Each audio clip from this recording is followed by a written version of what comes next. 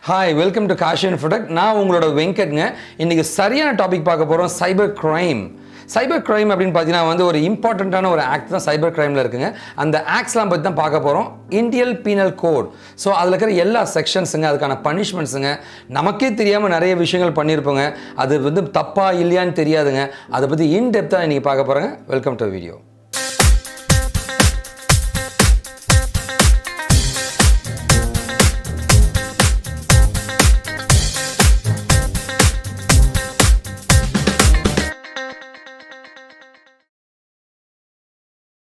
இப்போ வந்து ஆப்சீன் மெட்டீரியல்ஸ் அப்படின்னு சொல்லுவாங்க.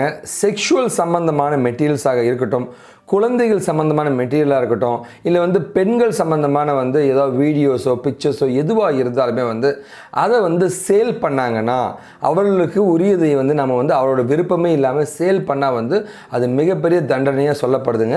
இது செக்ஷன் 292 ஐபிசி படி, இந்தியன் பீனல் கோட் படி வந்து இது இம்ப்ரெசன்மெண்ட் கொடுப்பாங்க. ஸோ இது வந்து 2 வருஷம் வரைக்கும் இம்ப்ரெசன்மெண்ட்டுக்கு 2000 ரூபா ஃபைன் கொடுப்பாங்க. இதுவே வந்து இது முறைக்கு தான். இது 2வது முறை 3வது முறை நம்ம பண்ணும்போது இது இவங்க வந்து ரெகுலர் அஃபண்டர்ஸாக மாறுறாங்க. அவங்களுக்கு வந்து 5 வருஷம் வரைக்குமே ஜெயில் தண்டனையும் 5000 வரைக்குமே ஃபைன் கொடுக்கறதுக்கான சட்டம் எழுதப்பட்டிருக்கு. இது செக்ஷன் 292 இந்தியன் பீனல் கோட் படி எழுதப்பட்டிருக்குங்க.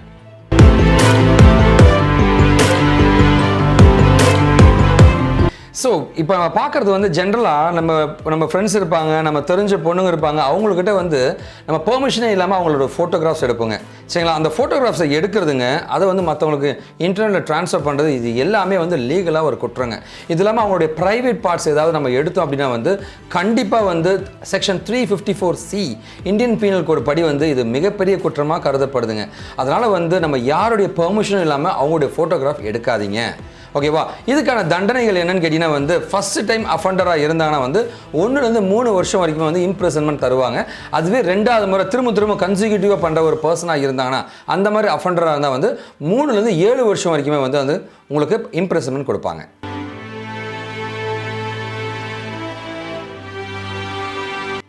ஸோ ஆன்லைனில் வந்து பெண்களை பாதுகாக்கிறதுக்காக நிறைய சட்டங்கள் இருக்குங்க. சரிங்களா? அதுவும் சைபரை பொறுத்த வரைக்கும் வந்து பெண்களுக்கு நிறைய பாதுகாப்புகள் கொடுக்க ட்ரை பண்ணியிருக்காங்க. இதில் ஒரு முக்கியமான சட்டம் வந்து 354Dங்க. சைபர் ஸ்டாக்கிங்னு சொல்லுவாங்க. ஒரு பெண்ணை வந்து டிஸ்இன்ட்ரெஸ்ட்னு சொல்கிறாங்க. அவங்களுக்கு விருப்பமே இல்லாமல் வந்து மிரட்டினாலோ இல்லை வந்து வேறு ஏதாவது இழிவுபடுத்தினாலோ வந்து இந்த சட்டம் அவங்களுக்கு பாய ஆரம்பிக்கும். இந்த சட்டப்படி பார்த்தீங்கன்னா வந்து 3 வருஷம் வந்து ஜெயில் தண்டனையும் அண்ட் அதுக்கான ரிலேட்டட் 3000 ரூபா வரைக்கும் ஃபைன் போடுவாங்க. ஸோ இந்த சட்டம் வந்து 354D இந்தியன் பீனல் கோடுங்க. ஸோ பெண்களை ஸோ எலக்ட்ரானிக் மூலமாக, இமெயில் மூலமாகவோ இன்டர்நெட் மூலமாகவோ வந்து பெண்களை தாழ்வுபடுத்தினாலோ இழிவுபடுத்தினாலோ இந்த சட்டம் வந்து 354D படி வந்து அவங்களுக்கு 3 வருஷம் வரைக்குமே தண்டனை கிடைக்குங்க. பெண்களை மிக சிறப்பாக பாதுகாக்கிறதுக்கான ஒரு முக்கியமான சட்டம் தான் இதுங்க.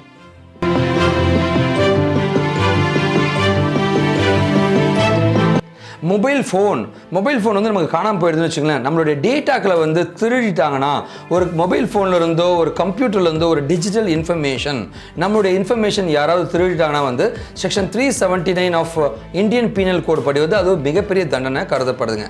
கண்டிப்பாக வந்து அவங்களுக்கு 3 வருஷம் இம்ப்ரிசன்மெண்ட்டுங்க, இல்லைனா ஃபைன், இல்லை 2மே சேர்ந்து கொடுக்குற மாதிரி பண்ணுவாங்க. ஸோ மற்றவங்களுடைய டேட்டாக்களை வந்து நம்ம திருடும் பொழுது அது நம்மளோட டேட்டாவை மற்றவங்க எடுத்துட்டாங்க அப்படின்னா வந்து அவங்க மேலே ஐபிசி 379 படி வந்து நம்ம கேஸ் ஃபைல் பண்ண முடியுங்க.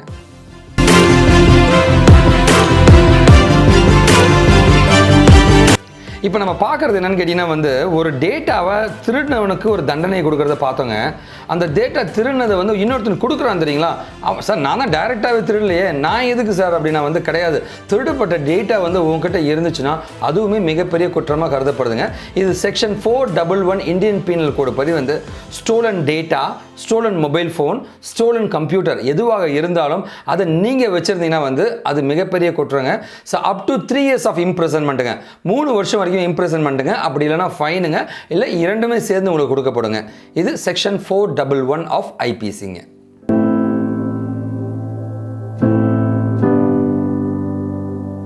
ஸோ ஹேக்கிங் உலகத்தில் வந்து முக்கியமான விஷயங்கள் என்ன வந்து அடுத்தவங்களோட பாஸ்வேர்டை எடுக்கிறதுங்க, ரெண்டாவது ஃபேக்கான வெப்சைட்டை உருவாக்கி அது மூலமாக வந்து பணம் சம்பாதிக்கிறதுங்க, ஃபேக்கான இமெயில்ஸ் அனுப்பிச்சு அது மூலமாக ஏமாத்துறதுங்க. இது எல்லாமே வந்து ஃப்ராட் அப்படின்ற ஒரு ஆப்ஷனில் கொண்டு போய் முடியுங்க. இந்த ஃப்ராட் விஷயங்கள் பண்ணுற இது எல்லாமே வந்து section 419 419 of Indian penal code கீழே வருதுங்க. இது மூலமாக வந்து லைக் ஒருத்தனுடைய பாஸ்வேர்டோ எதுவும் எடுத்தாலுமே வந்து அது தப்பு தாங்க. 3 வருஷம் ஆஃப் இம்ப்ரிசன்மெண்ட்டுங்க, 3 வருஷம் வரைக்குமே வந்து உங்களுக்கு ஜெயில் தண்டனை கிடைக்க வாய்ப்புகள் இருக்குங்க. அதுவே வந்து அடுத்தவங்களோட பாஸ்வேர்டை நான் எடுத்துட்டு அதை நம்ம அழிக்கக்கூடிய தன்மை, அதை வந்து நம்ம வேறு யாருக்குன்னா கொடுக்குறோம். ஸோ இந்த மாதிரி தப்பான இன்னும் கொஞ்சம் எக்ஸ்ட்ரான எடுக்கிறது மட்டும் இல்லை, அது மூலமாக நீங்கள் இன்னும் தப்பான விஷயங்கள் அழிக்கக்கூடிய தன்மைகளோ இல்லை அதை தப்பாக நீங்கள் பயன்படுத்தினாலோ வந்து அது செக்ஷன் 420 வருங்க. 419 இருந்து 420 அது மாறிடுங்க ஆஃப் இந்தியன் பீனல் கோட். 420 உங்களுக்கு தெரியுங்க ஃப்ராடுங்க. அதுக்கு 7 வருஷம் வரைக்குமே இம்ப்ரிசன்மென்ட் உங்களுக்கு கிடைக்குங்க.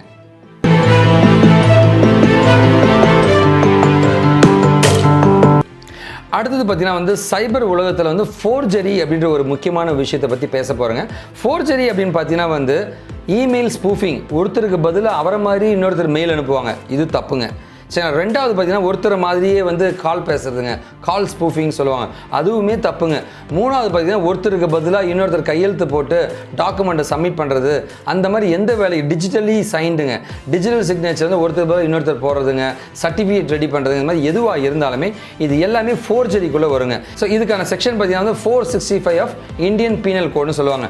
இதுக்கான தண்டனை என்னன்னு கேட்டிங்கன்னா வந்து 2 வருஷம் வரைக்குமே இம்ப்ரிசன்மெண்ட் கிடைக்குங்க.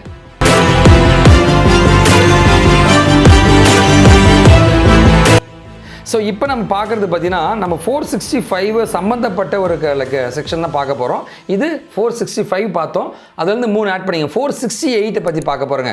அதாவது இந்த இமெயிலை வந்து ஸ்பூஃப் பண்ணுறேன், ஒருத்தர் மாதிரியே ஒரு இமெயில் ரெடி பண்ணி அனுப்புகிறேங்க, ஒருத்தர் மாதிரியே வந்து டாக்குமெண்ட் நம்ம ரெடி பண்ணுறோம், ஒருத்தர் மாதிரியே சிக்னேச்சர் நம்ம போடுறோங்க. இந்த மாதிரி செக்ஷனுக்கு எல்லாமே நான் சொல்லிட்டேங்க. 2 வருஷம் வரைக்கும் உங்களுக்கு தண்டனை நான் சொல்லிட்டேங்க. ஆனால் இது எல்லாமே வந்து ஒரு மிகப்பெரிய குற்றத்துக்காக பண்ணோம் அப்படின்னா வந்து ஒரு சீரியஸ் அஃபென்ஸ்க்காக இந்த சிறிய தவறுகளை பண்ணும்போது இந்த செக்ஷன் வந்து உங்களுக்கு மாறுதுங்க. அதான் 468ன்னு சொல்கிறாங்க. இது ஃபோர்ஜரியில் ஒரு கிரிமினல் குற்றத்துக்காக நான் பண்ணுற ஒரு ஃபோர்ஜரியாக இருக்கும் பொழுது இதோட செக்ஷன் மாறும்போது அந்த உனக்கான தண்டனைகளே மாறுங்க. இந்த செக்ஷன் பொறுத்த வரைக்கும் 468 இருந்தால் ஒரு பெரிய குற்றத்துக்காக ஒரு தவறை நான் செஞ்சேன் அப்படின்னா வந்து அதுக்கான செக்ஷன் வந்து 468ங்க. இதுக்கு 7 வருஷம் வரைக்கும் இம்ப்ரிசன்மெண்ட் கிடைக்குங்க.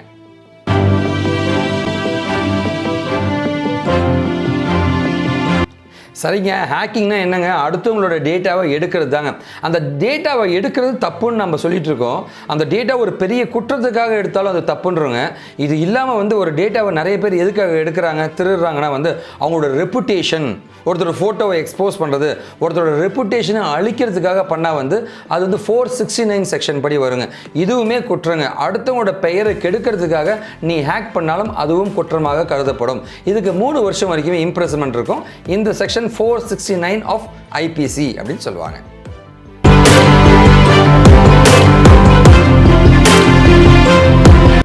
ஸோ அடுத்து நம்ம பார்க்குறது வந்து டிஃபமேஷன், அடுத்தவங்களோட பெயரும் புகழும் வந்து அழிக்கக்கூடிய தன்மைங்க.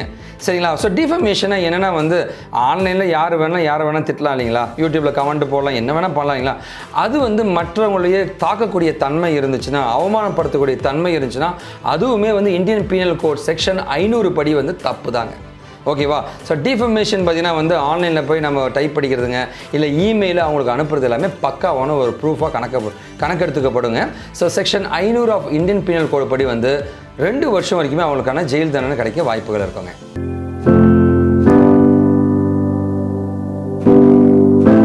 ஸோ IPC 500 அடுத்ததாக சொல்லப்படுறதா வந்து 504 IPCங்க, இந்தியன் பீனல் கோடுங்க. இந்த 504 அப்படின்ற செக்ஷன் என்ன சொல்ல வராங்கன்னு கேட்டிங்கன்னா வந்து ஒரு மனுஷன் இருக்கார் அப்படின்னா வந்து அவருடைய அமைதியை குலைக்கிற மாதிரியோ இல்லை வந்து இன்சல்ட் பண்ணுற மாதிரியோ பயமுறுத்துகிற மாதிரியோ ஏதாவது வந்து லைக் ஒரு மீடியம் மூலமாக யூடியூபோ இல்லை ஏதோ ஒரு சோஷியல் மீடியா மூலமாகவோ இமெயில் மூலமாகவோ வந்து இது ஏதாவது நம்ம செய்ய முற்பட்டால் அப்போ வந்து 504 IPC செக்ஷன் படி வந்து தண்டனைக்கு உரியதுங்க. சரிங்களா? அதனால் வந்து கண்டிப்பாக நீங்கள் சோஷியல் மீடியாவில் டைப் அடிக்கிறது, பயமுறுத்துறது, இன்சல்ட் பண்ணுறதை அவாய்ட் பண்ணிவிடுங்க. ஸோ 2 வருஷம் இம்ப்ரிசன்மெண்ட் வரைக்குமே கிடைக்கிறதுக்கான வாய்ப்புகள் இருக்குங்க.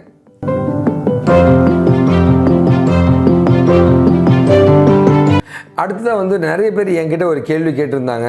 என்னன்னு கேட்டிங்கன்னா வந்து, சார் ஒரு கெட்ட வார்த்தையில் ஒருத்தர் பேசுகிறார் சார், ரெண்டாவது பார்த்தீங்கன்னா வந்து கேலி பண்ணுறார் சார், கேலி பண்ணுற மாதிரி சைகையை காமிக்கிறார் சார், இல்லை வந்து ஒரு பெண்ணை அவமானப்படுத்துகிற மாதிரி பண்ணுறார் சார், இந்த மாதிரி விஷயங்களுக்கு வந்து தண்டனை இருக்கா இல்லையா அப்படின்னு கேட்டிங்கன்னா வந்து கண்டிப்பாக உண்டு. இது வந்து செக்ஷன் 509 இந்தியன் பீனல் கோடுங்க. ஸோ எலக்ட்ரானிக் மூலமாக ஒரு இமெயில் மூலமாகவோ கமெண்ட் மூலமாகவோ இந்த மாதிரி அவமானப்படுத்தக்கூடிய தன்மை இருந்தாலோ அல்லது நேரடியாக செஞ்சாலோ வந்து கண்டிப்பாக தண்டனைக்குரியதுங்க. 1 வருஷம் வரைக்கும் இம்ப்ரிசன்மெண்ட் தராங்க. இது வந்து செக்ஷன் 509 இந்தியன் பீனல் கோடு படி இந்த சட்டம் எழுதப்பட்டிருக்கு.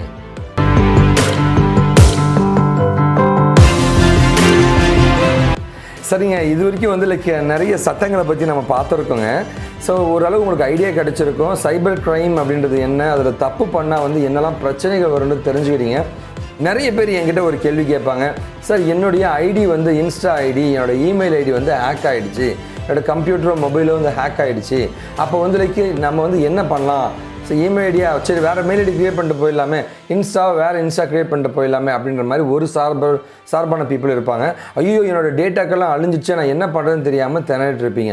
அவங்க என்ன பண்ணணும், நீங்கள் என்ன பண்ண வேண்டியது இருக்குதுன்னு கேட்டிங்கன்னா வந்து உங்களுடைய அக்கௌண்ட் ஹேக் ஆகிடுச்சுன்னா வந்து கண்டிப்பாக வந்து அது போலீஸ் டிபார்ட்மெண்ட்டுக்கு நீங்கள் கண்டிப்பாக வந்து ஒரு ரிப்போர்ட்டாக வந்து சப்மிட் பண்ணுறது நல்லதுங்க. ஸோ ஒரு கேஸை ஃபைல் பண்ணிடுறது நல்லதுங்க. ஒருவேளை உங்கள் அக்கௌண்ட்லேருந்து வேறு தவறுகள் அவர் வந்து உங்கள் அக்கௌண்ட்டை யூஸ் பண்ணி வேறு ஏதாவது ஒரு தவறுகள் பண்ணாங்கன்னா வந்து அதில் நீங்கள் மாட்டுறதுக்கான வாய்ப்புகள் இருக்குங்க.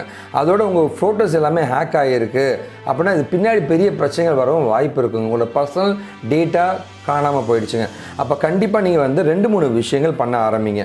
ஒன்று வந்து 2 ஸ்டெப் ஐடென்டிஃபிகேஷன் இல்லை இமெயில் ரெக்கவரி அந்த மாதிரி ஏதாவது வச்சுருந்தீங்கன்னா வந்து அந்த அக்கௌண்ட்டை டீஆக்டிவேட் பண்ணுறதுக்கான ஒரு வாய்ப்புகளை பண்ணுங்கள்.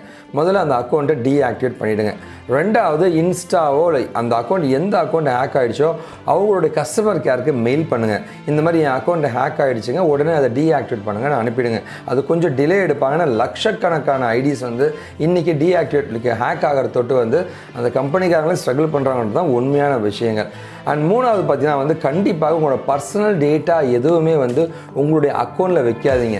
ஏன்னா சோஷியல் நெட்வொர்க்கிங்கில் நம்மளால என்ன பண்ணணும், இன்ஸ்டாலே வந்து பப்ளிக்கில் ஃபோட்டோஸுங்க பர்சனல் ஃபோட்டோ 2 வச்சுருப்பாங்க. இந்த பர்சனல் ஃபோட்டோஸ்லாம் ஹேக் ஆகிடுச்சுன்னா பிரச்சனைகளே வரும். அதனால் பர்சனல் ஃபோட்டோஸ் எல்லாம் அவாய்ட் பண்ணிவிடுங்க.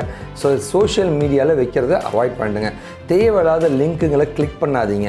அது மாதிரி தேவையில்லாத லிங்க்கு 50 ரூபாய்க்கு ரீபாக் ஷோரூம் கொடுக்குறாங்க, உனக்கு 1000 ரூபா வரப்போகுது, இந்த லிங்கை கிளிக் பண்ணணுமோ, அந்த மாதிரி கிளிக் பண்ணுறதுனால தான் வந்து உங்களுடைய டேட்டாக்கள் ஹேக் செய்யப்படுதுங்க.